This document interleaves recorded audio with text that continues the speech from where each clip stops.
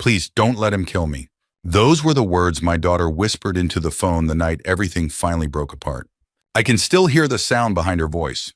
Glass shattering, a man screaming, and fear, real fear, the kind no father ever forgets. By the time I reached her house 10 minutes later, my son-in-law Derek was lying face down on his own kitchen floor with my knee pressed against his shoulder blade, while two county deputies rushed through the front door. He kept yelling, "This old man attacked me?" But the deputies weren't looking at him.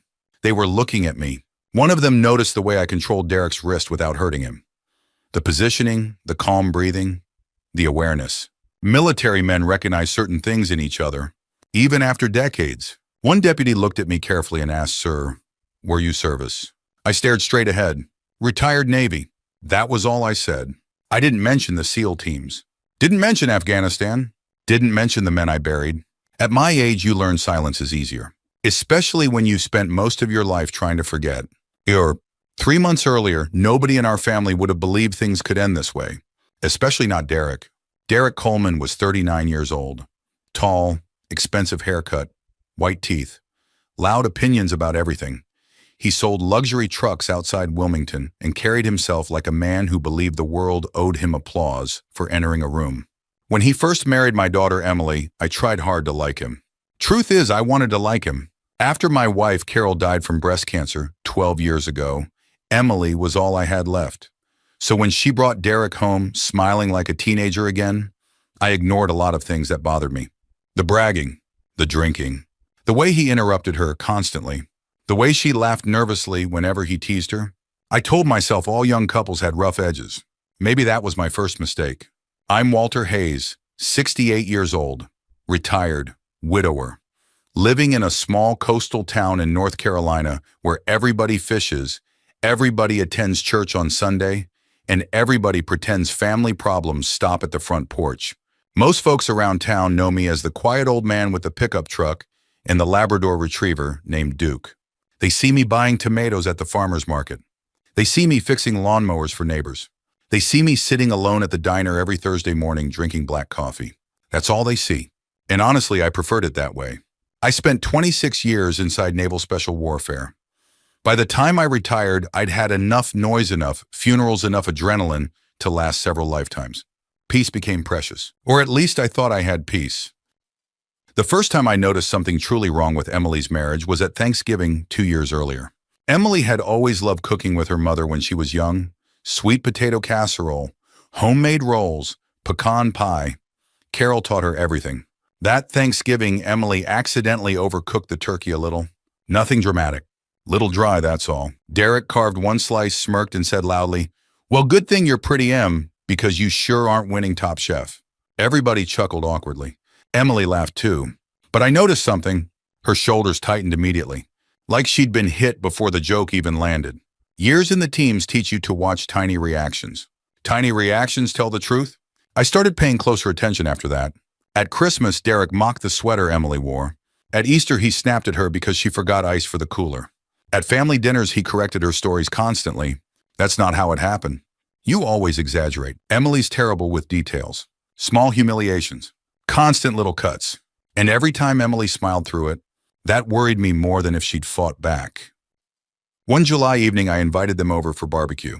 Nothing fancy. Burgers, corn on the cob, store-brand potato salad. A couple neighbors came by too. Derek had already been drinking before he arrived. I could smell whiskey underneath his cologne. He watched me flipping burgers beside the grill and laughed. "You know, Walt, you're the calmest old man I've ever met." I smiled politely. "That's supposed to be an insult." "Nah," he said. "Just saying. Most retired military guys never shut up about it. You barely mention it." "That's because I retired." The neighbors chuckled softly, but Derek kept going. "I mean, seriously, what did you even do in the Navy file paperwork?" More laughter. I shrugged. "Something like that." He pointed his beer bottle toward me dramatically. "See, that's exactly what I mean. Emily acts like you're some kind of secret badass." Emily immediately looked uncomfortable. Derek stopped, but he grinned wider. "What, I'm kidding." Then he leaned toward me. "You know what I think? I think old military stories are mostly exaggerated." The backyard went quiet. I simply flipped another burger. No anger, no reaction. That frustrated him more. Men like Derek feed on reactions. Without one, they feel invisible. A few minutes later, Emily came inside to help me carry plates to the kitchen. The moment we were alone, she whispered, "I'm sorry." I looked at her carefully. There was a faint bruise near her wrist, covered halfway by makeup. My stomach tightened. "What happened there?" She instantly pulled her sleeve down. "Nothing." "Emily." She avoided my eyes. "Dad, please." That word. Please. Not defensive. Not irritated. Afraid. And suddenly I knew. Maybe not every detail, but enough. That night after everyone left, I sat alone in my garage workshop. Duke slept beside my chair while rain tapped softly against the roof. I opened an old wooden storage chest I hadn't touched in years. Inside were pieces of another life. Photographs of men long dead. Challenge coins. Service medals. A folded flag. And one laminated card. Emergency communication codes. When Emily was 16, I taught her basic safety signals. Nothing extreme. Just precautions. If she ever felt unsafe and couldn't speak openly, she could send simple coded phrases. We treated it almost like a game back then. But I made her memorize one rule. If you ever send the real distress code, I come immediately, no questions asked. I remember Emily rolling her eyes at 16 years old. "Dad, you watch too many spy movies." Maybe I did. Or maybe fathers simply know the world better than daughters wish they did. Around midnight, my phone buzzed beside my chair. A text from Emily. "Dad, can you send me Mom's peach pie recipe?" Underneath it, "Trois en quatre benendis." My blood went cold instantly. 391 meant only one thing.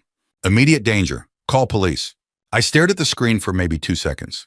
Then 26 years of training woke back up inside my bones. Calm, focused, cold. I stood slowly, walked to the gun safe and opened it. Not because I wanted revenge. Because my daughter was afraid. And fear changes a father into something dangerous. There's something strange about fear when you get older. Young men think fear feels loud. Heart pounding, hands shaking, breathing hard. But real fear, the kind that arrives when someone you love may be dying, comes quietly. Cold, focused, efficient. That's how I felt driving through the dark roads toward Emily's neighborhood that night. The windshield wipers pushed heavy rain aside while my headlights cut through sheets of water. My old Ford pickup rattled every time I hit a pothole, but I barely noticed. I had my phone on speaker with 911 dispatch. The young woman answering sounded nervous at first. "Sir, can you describe the situation?" "Yes," I said calmly. "Possible domestic assault in progress. Female victim inside residence. Male suspect intoxicated. Do you know if weapons are involved?" "Unknown." "Sir, are you currently approaching the house?" "Yes. Please wait for responding officers." I looked at the glowing red taillights ahead of me disappearing into the rain. "No," I answered quietly. "I won't be doing that." There was a pause. Then she asked carefully, "Sir, are you armed?" "Yes." Another pause. "What kind of firearm?" "Locked in the vehicle. I don't intend to use it unless absolutely necessary." That part was true. People misunderstand men like me. They imagine retired military veterans are eager for violence. Most of us spend the rest of our lives trying to avoid it. The dispatcher's voice softened slightly. "Sir, officers are 4 minutes out. I'll handle things until then." I hung up before she could argue. Emily's subdivision sat near the edge of town beside a half-finished development where construction had stalled after the pandemic. Dark houses, wet pavement, no movement. The rain had eased into a steady drizzle by the time I pulled up across the street from their home. All the downstairs lights were on. I could hear yelling before I even stepped out of the truck. Derek, drunk, raging. I crossed the yard quietly. Age changes how you move. At 68, my knees ache in cold weather and my shoulders pop when I reach too high in the garage. But training never fully leaves your body. Not the important parts. Awareness, balance, timing. As I approached the front window, I saw Emily inside. And every fear I'd carried for years suddenly became real. She was backed against the kitchen counter crying. One side of her lip was bleeding. Derek stood inches from her face screaming while shattered glass covered the floor around them. He grabbed her wrist hard enough to make her stumble. Something inside me became perfectly still, not angry. That surprises people when I tell this story. I wasn't angry yet. Anger is emotional. This was different. This was protective, like watching a wolf near a child. I moved toward the side gate leading to the backyard. The patio door wasn't fully closed. Rainwater blew softly through the opening curtains. Inside, Derek kept shouting, "You think your daddy's gonna save you?" Emily tried pulling away. "Please stop." Then he shoved her shoulder. Not hard enough to knock her down, hard enough to terrify her. That was enough for me. I entered silently. No dramatic entrance, no yelling, no threats. The old hardwood floor barely creaked under my boots. Derek didn't notice me until Emily looked past him suddenly. Her eyes widened. Dad. Derek turned around laughing, and for one unbelievable moment he actually smiled at me. Look who's here, he slurred. Captain America. I kept walking calmly toward him. Step away from her, he scoffed. Or what? I repeated myself. Step away from my daughter. Emily's breathing sounded shallow and panicked. Derek spread his arms dramatically. Oh no, the old man's serious. Then he pointed at me. You know what your problem is, Walt. Everybody treats you like some wise old veteran, but you're just another retired nobody hiding in a garage. I didn't answer. People always expect violence to announce itself loudly. Real danger rarely does. Derek took 2 aggressive steps toward me. Bad decision. The moment his right shoulder dipped forward, instinct took over. One movement. That's all it was. Fast enough he never understood what happened. I redirected his arm, rotated behind him, and drove him face first into the kitchen floor before he could swing properly. His beer breath exploded into a curse. What the hell? I pinned his wrist behind his back carefully but firmly. Not enough to break it. Enough to control him completely. Derek thrashed beneath me in shock. How did you— Stop resisting, I said calmly. Emily stood frozen near the counter, crying into her hands. Derek tried bucking upward again. I adjusted pressure slightly. He gasped instantly. Pain compliance. Precise, controlled, temporary. Old skills. You're hurting me, he yelled. You're not hurt, I answered. You're restrained. That made him even angrier. He spat curses at me while struggling harder. Honestly, the whole thing lasted maybe 30 seconds before police lights flashed across the living room windows. 2 deputies rushed through the front door, weapons drawn. Sheriff's Department. I immediately released one hand and raised it slightly. Victim secure. Suspect restrained. Both deputies froze for half a second. One younger officer aimed at Derek while the older deputy stared at me closely. You could almost see the recognition happening in his brain. Not recognition of my face. Recognition of behavior. Calm breathing. Situational awareness. Controlled restraint. Military. The older deputy approached carefully. Sir, can you stand up slowly for me? I nodded once and rose carefully off Derek. The moment pressure lifted, Derek rolled over screaming dramatically. This psycho attacked me. The deputy ignored him completely. Instead, he looked toward Emily. Ma'am, are you injured? Emily's lip trembled. Yes. That single word changed the entire room. The younger deputy immediately handcuffed Derek while reading his rights over Derek's furious shouting. This is bullshit. You can't arrest me. He attacked me first. Nobody listened. Emily suddenly collapsed into tears against the kitchen counter. Real breakdown tears, years of fear pouring out all at once. I grabbed the blanket hanging over the nearby chair and wrapped it gently around her shoulders, the same way I used to after thunderstorms when she was little.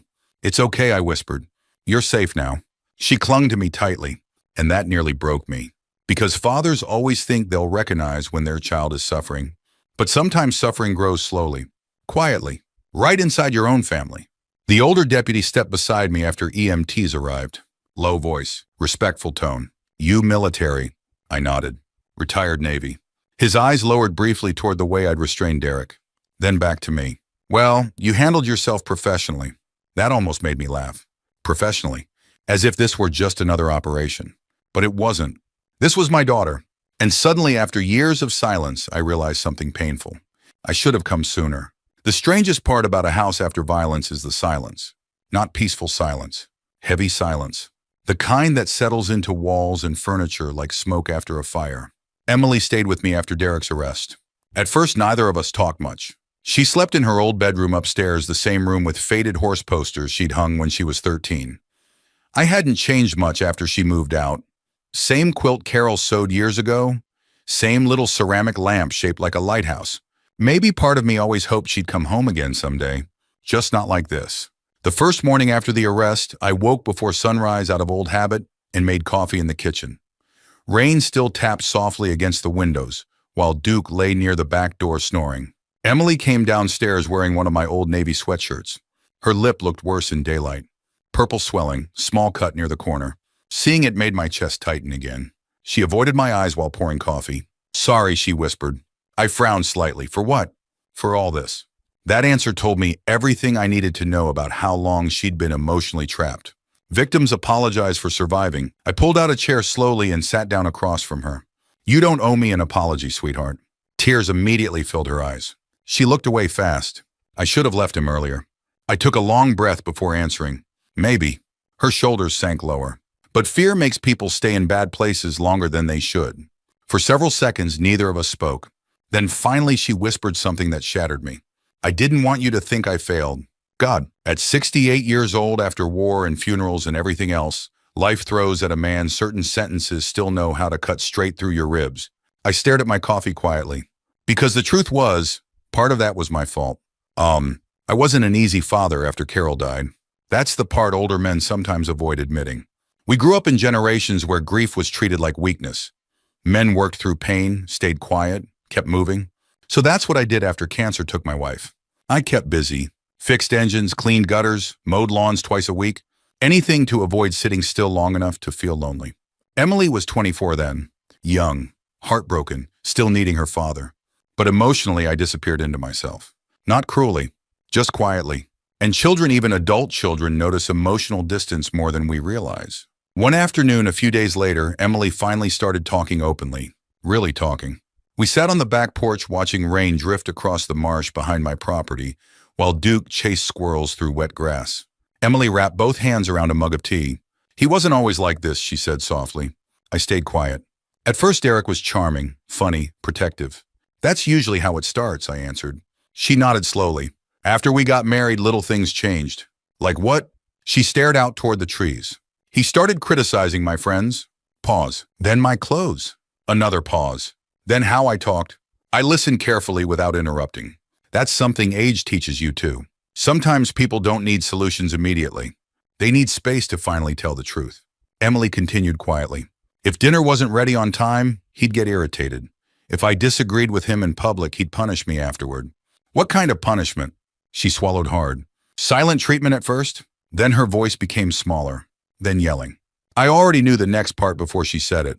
The first time he shoved me, he cried afterward, said he was stressed, said it would never happen again. I closed my eyes briefly. Classic cycle.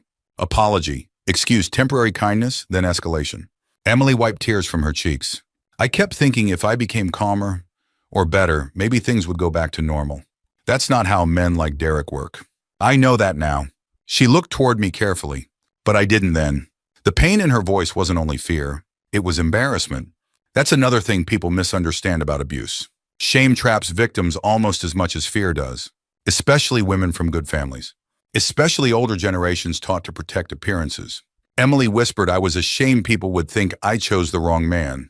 I leaned back slowly in my chair. Everybody chooses wrong people sometimes. She shook her head. Not Mom. That one hurt. Because Carol had been warm where I was cold, gentle where I was disciplined. Emily inherited her mother's softness. And maybe that softness made her vulnerable to men who mistook kindness for weakness.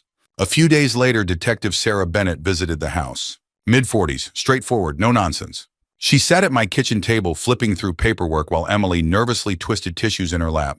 We searched Derek's phone and laptop, Detective Bennett explained. There's evidence supporting ongoing domestic abuse. Emily looked down. Then quietly she said there's more. The detective raised an eyebrow. Emily reached into her purse and pulled out an old flash drive. I started recording arguments months ago. The room went silent. Detective Bennett carefully plugged the drive into her laptop. The first recording lasted only 40 seconds. But 40 seconds was enough. Derek screaming, objects breaking, Emily crying. Then one sentence from Derek made my blood freeze cold. If your father ever interferes, I'll make sure he regrets it. The detective removed the headphones slowly. Well, she said quietly, that's going to help your case. Emily looked ashamed again. I know recording him was wrong. Detective Bennett immediately shook her head. No, honey, surviving isn't wrong. That sentence visibly affected Emily. Sometimes victims need permission to stop blaming themselves. Was sure. That evening after the detective left, I went into the garage alone. I sat at my old workbench staring at nothing for a long time. Combat memories came back more often after the arrest. Funny how trauma works. You spend decades locking doors inside your mind, then one emotional shock swings them all open again. I remembered young Marines bleeding overseas. Remembered notifying parents their sons weren't coming home. Remembered all the times I stayed emotionally detached because soldiers survived by compartmentalizing pain. Maybe I'd done the same thing as a father. Compartmentalized too much. Later that night, Emily found me sitting there in darkness. She stepped beside my chair quietly. Can't sleep either, she asked. I shook my head. For a minute, we just listened to rain hitting the garage roof. Then she surprised me. Dad, were you scared overseas? Nobody had asked me that in years. I gave a small, tired smile. All the time. She looked genuinely shocked.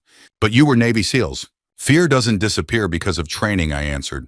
What matters is what you do while afraid. Emily stared downward thoughtfully.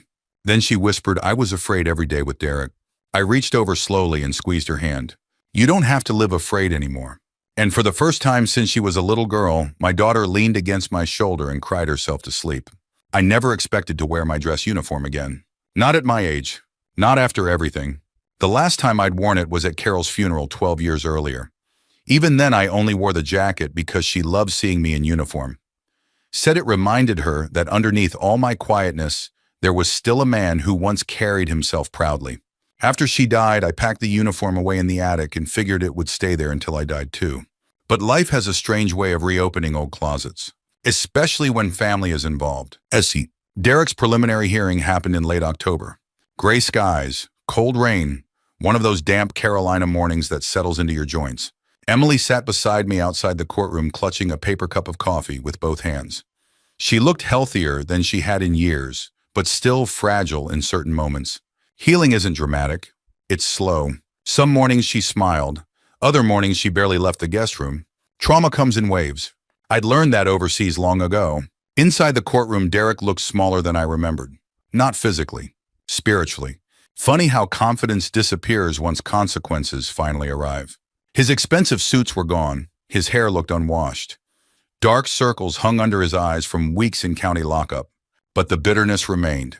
The moment he saw me beside Emily, his jaw tightened hard. His parents sat behind him looking exhausted and embarrassed.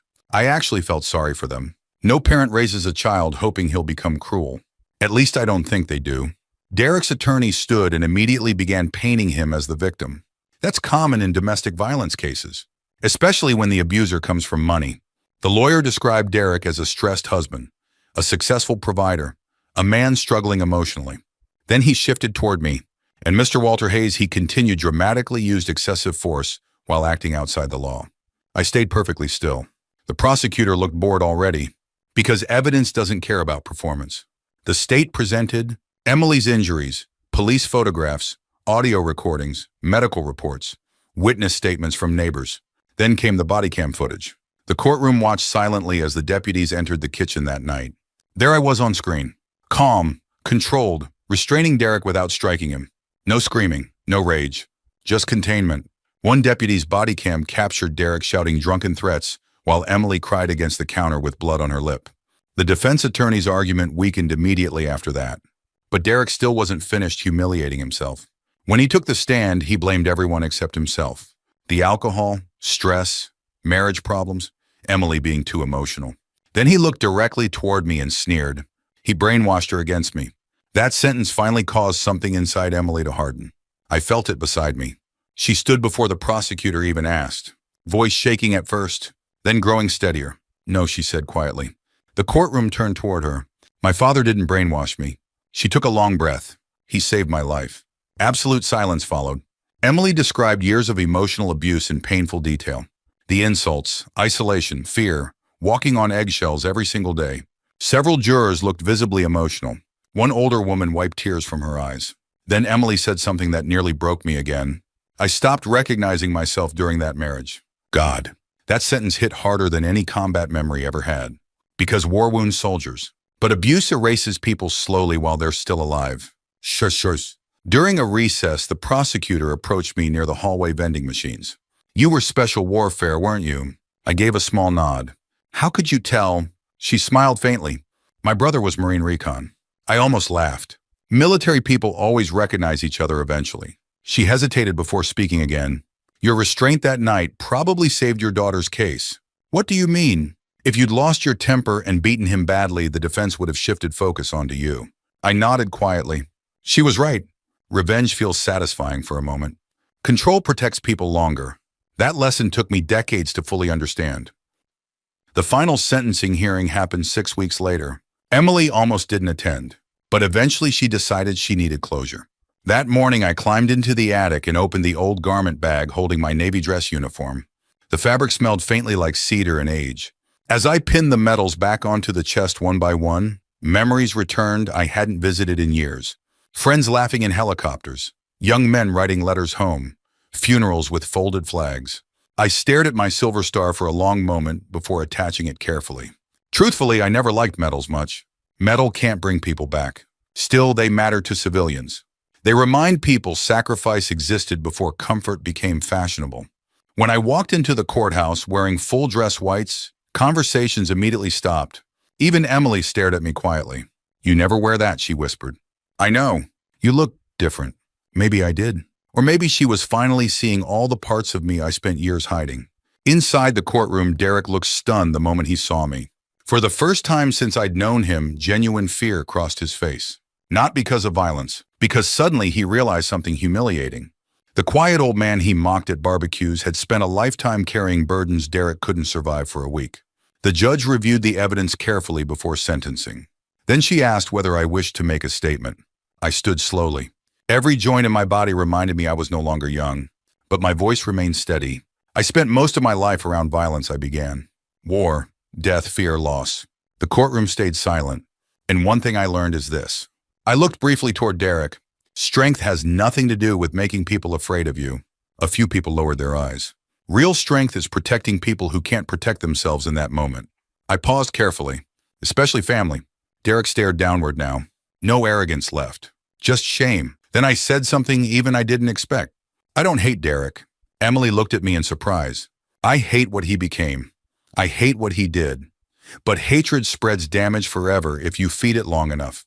The judge listened closely. "I'm asking this court for accountability," I continued. "Not destruction." That mattered. The sentence included prison time, mandatory alcohol treatment, domestic violence rehabilitation, permanent restraining orders. As deputies led Derek away, he suddenly stopped near the exit and looked back toward Emily. Tears filled his eyes. Not manipulative tears this time. Broken ones. "I'm sorry," he whispered. Emily didn't answer. She simply held my hand quietly while he disappeared through the courtroom doors. And for the first time in years, the fear inside her eyes was finally gone. Winter passed slowly after the trial. That's the thing about healing at our age. Nothing happens quickly anymore. Not recovery, not trust, not forgiveness. Everything arrives one careful step at a time. By February, the cold Carolina rain had finally given way to softer mornings. The trees behind my property began showing hints of green again, and Emily slowly started rebuilding pieces of her life. She found a small apartment downtown above a florist shop run by an elderly widow named Diane. The place wasn't fancy, but it was safe. Quiet. Sunlight filled the kitchen in the mornings. That mattered. Safety becomes beautiful after chaos. Emily also started working again part-time at the public library. At first, she worried people would whisper about the trial, but small southern towns surprise you sometimes. Most folks treated her gently. Older women especially. Women who'd lived long enough to recognize pain when they saw it. One afternoon, Emily admitted something while we were having coffee together. "I thought everybody would judge me for staying." I stirred cream into my mug slowly.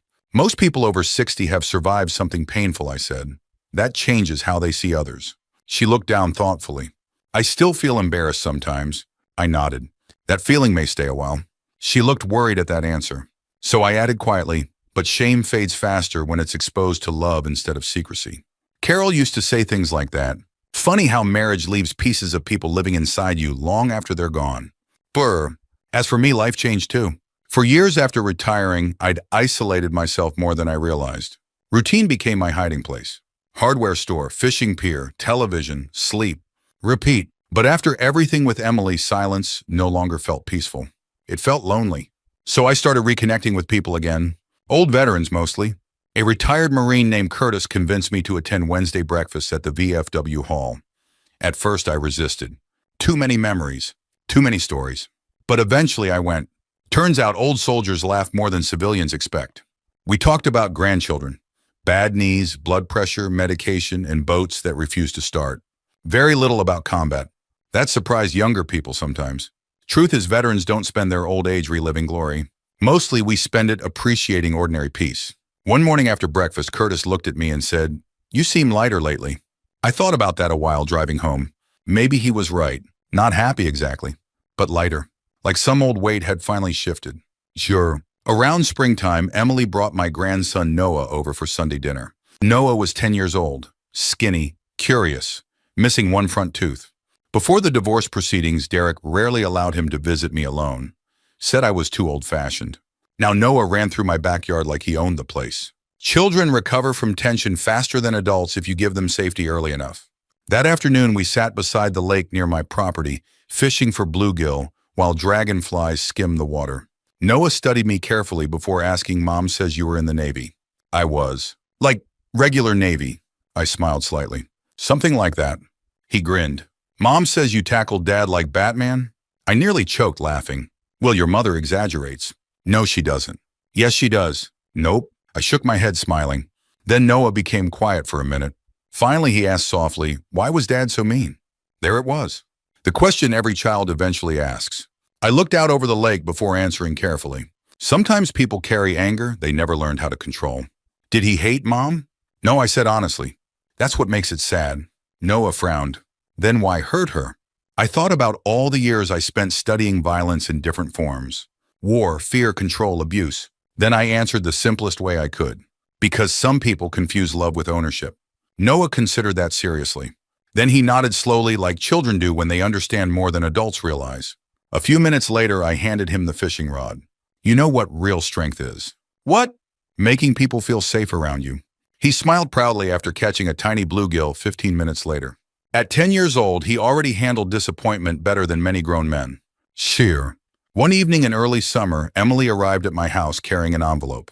"No return address," she said quietly. I recognized the prison stamp immediately. "Derek." She sat beside me at the kitchen table while I opened it carefully. The letter was handwritten. Messy. No excuses, no self-pity. Just honesty. Derek admitted things I never expected him to admit. His drinking, his insecurity, his need for control, his shame. One sentence stood out most. "I spent years trying to feel powerful by making other people smaller." That line told me rehabilitation might actually be working, or at least beginning. Emily looked nervous while I finished reading. "What do you think?" she asked softly. I folded the letter carefully. "I think remorse is painful when it's real." "Do you forgive him?" That question sat heavily between us. At my age, I've learned forgiveness isn't a light switch. It's a decision you practice repeatedly, sometimes daily. "I don't know yet," I admitted. Emily nodded slowly. "That's fair." Then after a long silence, she whispered something that nearly brought tears to my eyes. "But thank you for saving me." I looked at my daughter carefully. Healthier now, stronger, still healing. And I realized something important. I hadn't saved her alone. She saved herself the moment she asked for help. Many people never do. That takes courage too. A few Sundays later, our family gathered again for dinner at my house. Nothing fancy. Fried chicken, mashed potatoes, cornbread. The kind of meal Carol used to make when money was tight, but love wasn't. Sunlight poured through the kitchen windows while Noah laughed at something on television. Emily looked peaceful for the first time in years. Real peace. Not forced smiling. Not survival mode. Peace. And sitting there at that old wooden table, listening to dishes clatter and family voices fill the house again, I finally understood something that took me nearly 7 decades to learn. When I was young, I thought strength meant winning fights. Then war taught me strength meant surviving pain. But getting older taught me the truth. Strength is answering the phone when somebody is afraid. Strength is staying calm when anger would feel easier. Strength is protecting people without losing your humanity in the process. And sometimes, strength is allowing yourself to heal too. If this story meant something to you tonight, if you've ever loved someone through pain, protected your family, or learned hard lessons later in life, I hope you'll share it with someone who may need to hear it. And remember, no matter your age, it is never too late to choose kindness over control, peace over pride, and love over fear.